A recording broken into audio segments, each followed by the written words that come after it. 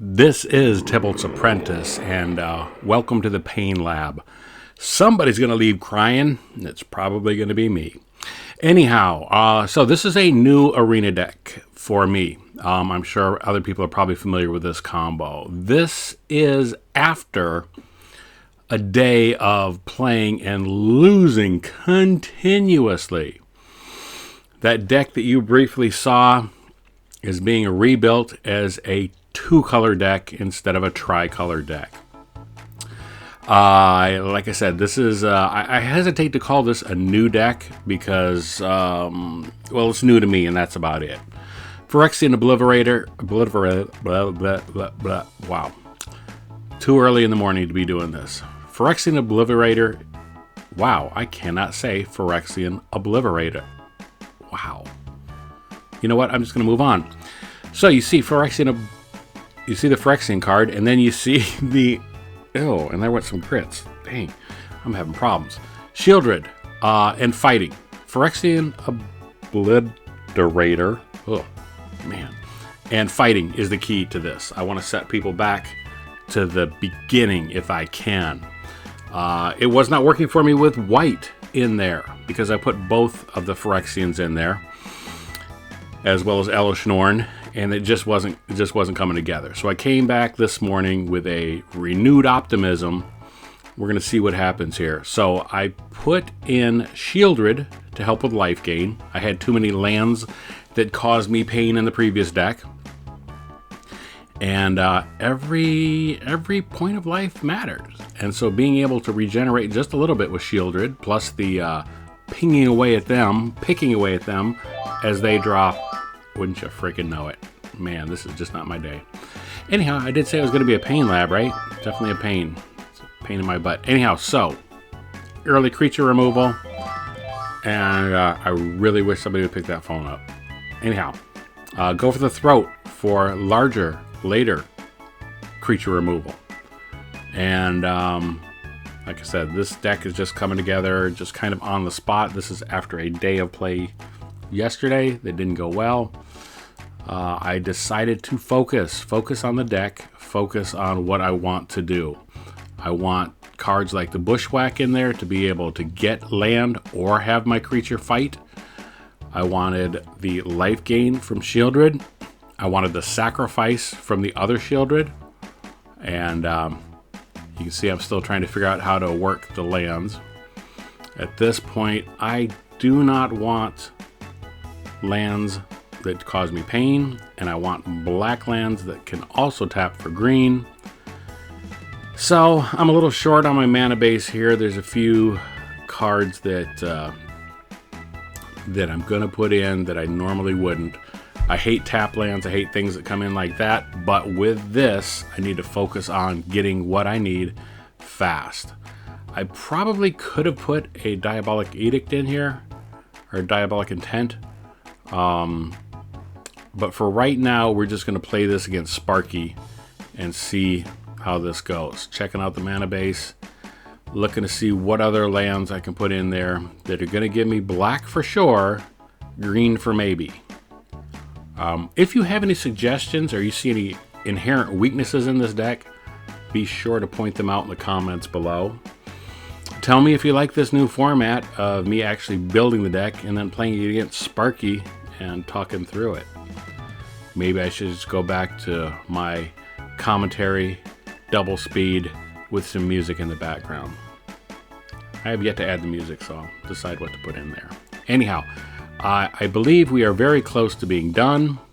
In fact, there we go. Now, let's get in and see how this actually works against Sparky.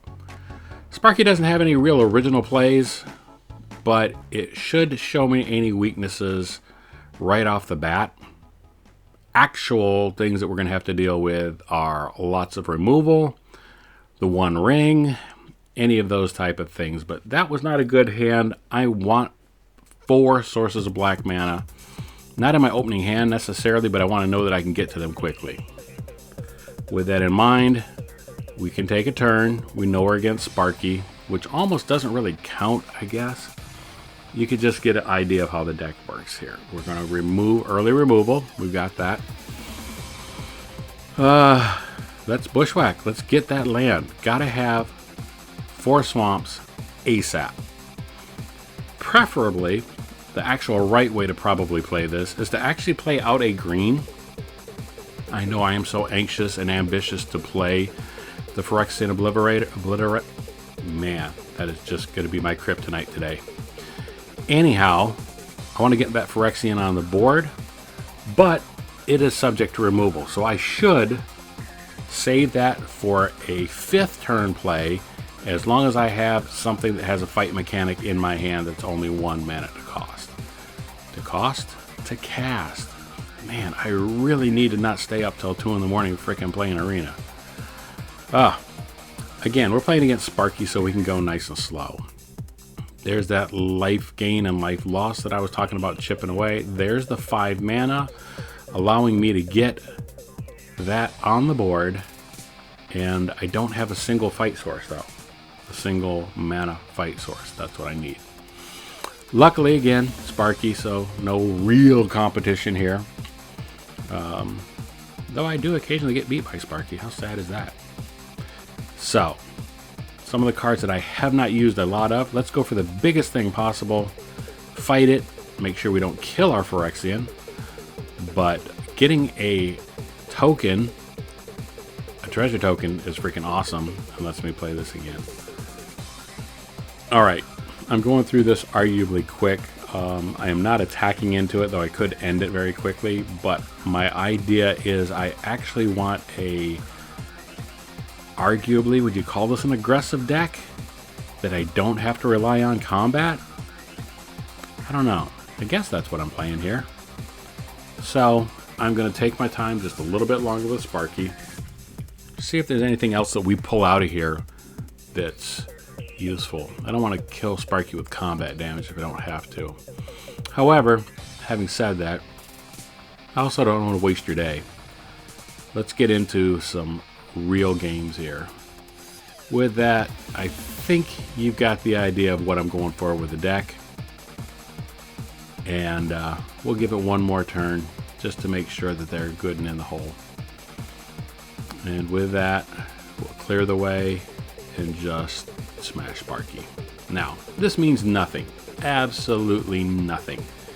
If it doesn't work in real world situations. So, with that in mind, we're going to move on to an actual game played at normal speed. I would tell you what I'm thinking, but you might hear the echoes in there. Okay, obviously I'm distracted by what else is shiny red buttons, orange buttons on there. Anyhow, yeah, that's fine. Let's stop wasting time and move to an actual game. I'm not quite ready to risk this in ranked. Again, I think there are improvements that can be made. I would say if you have the wild cards, if you've been playing for a while, maybe you have what you need to make this. Go ahead and do it. Have some fun with it. I wouldn't waste wild cards on this just yet. Unforgiving. That's frickin' promising, right? Well, I was going to say spoiler alert because I obviously recorded this and I'm putting it out, so I at least win one game. These are those tapped lands that I was talking about I don't necessarily like, but it does get me the swamps that I need. Again, 4 swamps on the board as fast as possible. Ideally, we're playing that Phyrexian Obliterator. I think I said it right that time. We're playing that on turn 5, so we get at least one use out of it, provided we have a Bushwhack in our hand. If we don't, we're up against Nazgul. Well, and the Made Ring Bearer already. So let's put this on the board, and actually we'll put Sheoldred out there as bait. So if they do have removal, that's not the card that I'm going to miss. The Obliterator is what I will miss. Yeah, there's the removal. Alright, well, we pinged him for a little bit, and see where we go here. Alright, so I have what I need. Almost. No, I don't. I'm missing a swamp. But that choice of sacrifice is up to them. And that's why that Sheoldred's in there. And we're right back to having another Nazgul on the board. And I believe I should Bushwhack and get that extra swamp. Actually, let's just get rid of this creature right now. And that wasn't quite what I expected to have happen. Alright, so we've got this. I think we're all set on mana. I think putting this on the board, we'll have 4 black, 4 swamps, and we've got 2 mana, so we can easily... How dare you use Elesh Norn against me, especially after the day that I had dealing with frickin' Elesh Norn. They don't care. Like I said, the Pain Lab, somebody's gonna be crying, and it's probably me, but not this time. Now let's see how many things they want to get rid of. They seem to have mana to burn at this point, so... Indeed, plenty of mana to burn. Well, this should be over with now. Down to just a couple lands. And, yeah, I got another one. But let's do this first. And make sure that we set them back as far as we possibly can. Yeah, I think that's far enough. And I think with that, they're... Yeah, good day, sir. I say good day. All right, that's really maybe, you know, that's a fair assessment, right? I mean, that was a game in the wild. They got to do stuff. I got to do stuff. It worked in my case this time. This game doesn't quite go that way.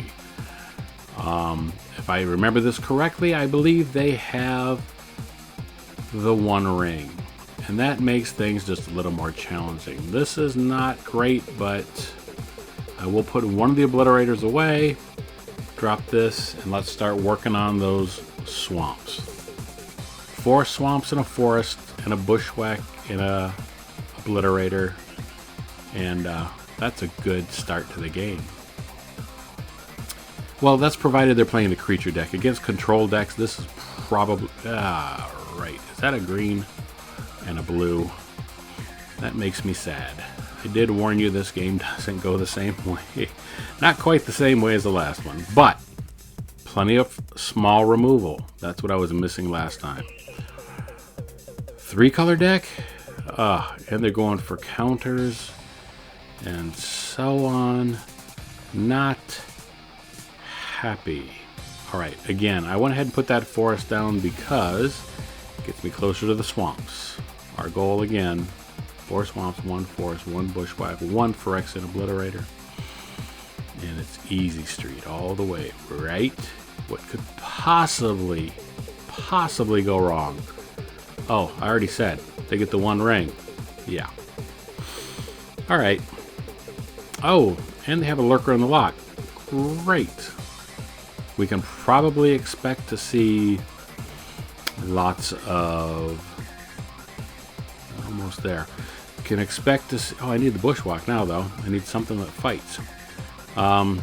Yeah, look at that. Plenty of artifacts coming out. Plenty of card draw. And get those cheap artifacts on board. Alright, so from there,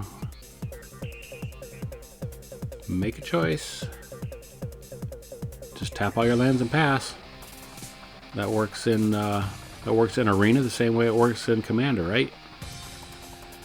Yeah, let's just throw this on the board. I'm gonna put this out. I'm gonna risk removal. Like I said, my patience is not my virtue. So, with that in mind, I risk it. There's the One Ring. Luckily, they're so low on land that, well, they're probably going to draw into it now, aren't they? So, a good fight right now would be devastating to them, I would assume. However, they don't have a large creature for me to fight against. So, with that in mind, let's fight and at least have them lose 2 permanents. Provided they don't have a Spell Pierce or something ridiculous with that 1 blue mana. If they do, well, we'll move on to the next turn. If they don't, we'll wait a minute or 5 while they... I guess they were doing a lot of reading. I understand that. I'm a slow reader too. Alright. Now I'm the one trying to decide. No, they're still trying to decide. Trying to decide what to throw away. So many targets. Really, they tossed the 1 ring. I'm impressed. They still have blue. They are still vulnerable to anything. I probably don't want to tap anyhow. Oh, duh. Of course they're going to sack the ring so they can get it right back. Well, that makes things a little bit more challenging. A little bit anyway. Alright, so what can we do? Well, we're at their mercy. Well, of course they're going to play the ring as quickly as they can. I don't think, if I'm not mistaken, that protection does not protect you against sacrifice. But you only have a 1 power creature, so at maximum I can fight and make you lose 1 permanent. This is where it's actually better if they have a slightly larger creature.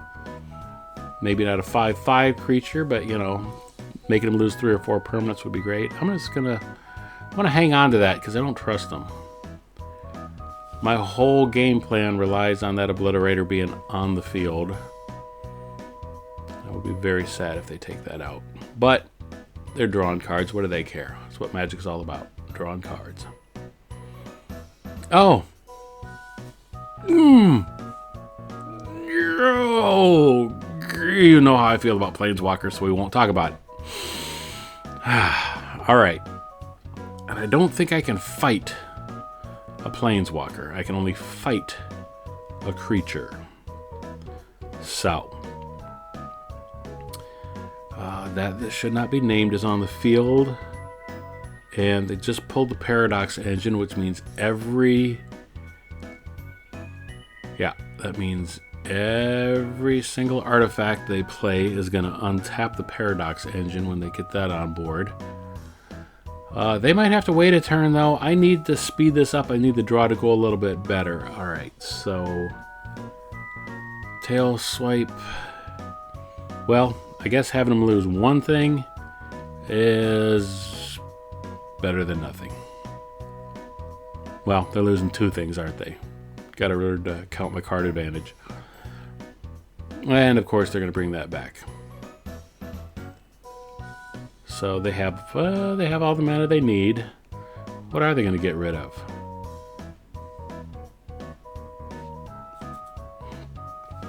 Let it be that should not be named. It's a genie that's out of the bottle. Yeah, there you go. Get rid of that thing. All right, I'm gonna have to end this game because this is getting boring at this point. We're like 18 minutes in or so. So if they have removal, they got removal. Get them down to 9.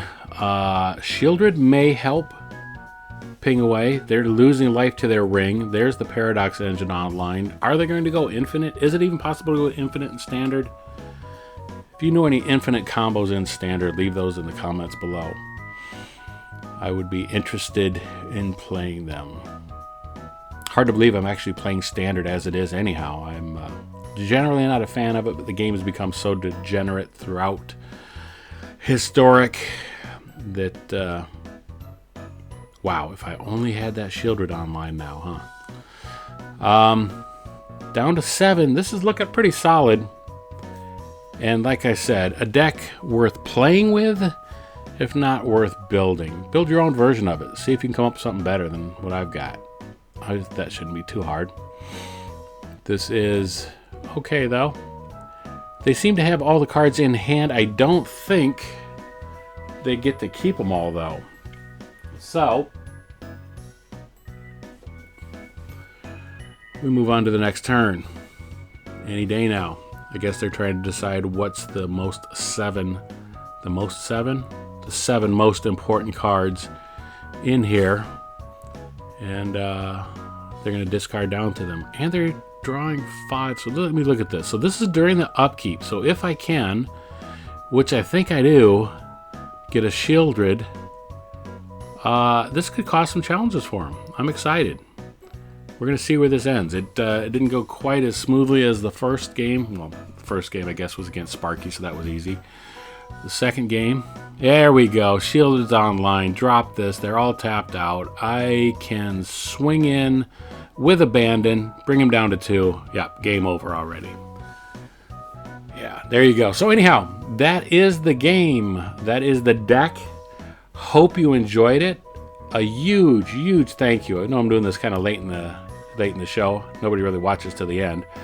But if you do, thank you very much for buying from me. That is Dark Ritual on TCG Player. If you are new here, thank you to the subscribers, new subscribers. We will have, as always, more Commander content coming, as well as some more arena play. And I'm hoping to do some collaborations with some other folks here soon. We'll see if any of that stuff works out. Hopefully it does. If not, anyhow, this is a quick look at the deck. You saw it built, you saw it played. Hopefully you can leave some comments below on how I can improve it. In the meantime, thank you very much for joining Tibalt's Apprentice. Welcome to the Pain Lab. Okay, exit game.